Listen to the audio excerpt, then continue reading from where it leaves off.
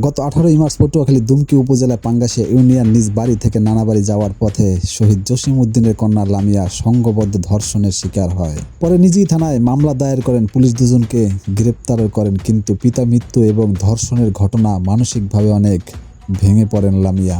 শনিবার রাতে রাজধানীর মোহাম্মদপুরের শেখেরটাক এলাকার 6 নম্বর রোডের একটি ভাড়া বাসায় গলায় ফাঁস দিয়ে আত্মহত্যা করেন লামিয়া। চলুন একটু শুনে আসি লামিয়ার জানাজায় এসে কি বলে গেলেন সারজিজ আলম।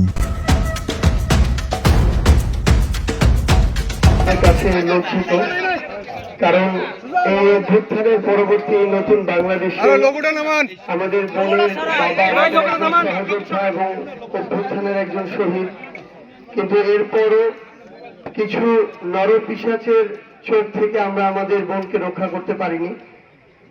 এটা আমাদের সারা জীবনের জন্য শিক্ষা, আমাদের বাংলাদেশের জন্য শিক্ষা। আগামীতে আমাদের কোনো বোনকে যেন আমাদের আর এভাবে না হারাতে হয়, যেন আমাদের হৃদয়ে রক্তক্ষরণ আর না হয়। আমরা এই ঘটনাগুলোর কোনোদিনও আর পুনরাবৃত্তি চাই না।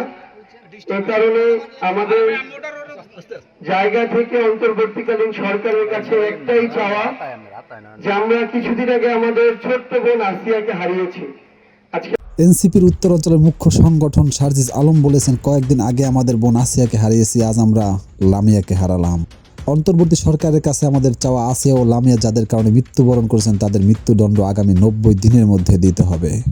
এই মৃত্যুদণ্ড প্রকাশ্যে না হলো সেই মৃত্যুদণ্ডের চিত্র পৃথিবীর সামনে আসা দরকার। এই চিত্র প্রকাশ্যে আসলে আর কোনো নরপিশাচ এরকম ন্যাক্কারজনক কর্মকাণ্ড ঘটাতে সাহস পাবে না। রবিবার রাত 7:30টায় ঢাকায় পুলিশের গুলিতে নিহত হওয়া পটুয়াখালী দুমকি উপজেলার শহীদ জসিম উদ্দিনের কন্যা লামিয়ার জানাজায় সব কথা বলেন সারজিজ আলম। সে সময় উপস্থিত ছিলেন বিএনপির যুগ্ম মহাসচিব রুহুল কবির রিজভী।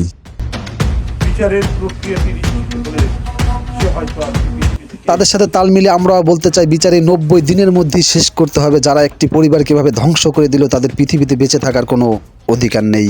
আল্লাহ হাফেজ।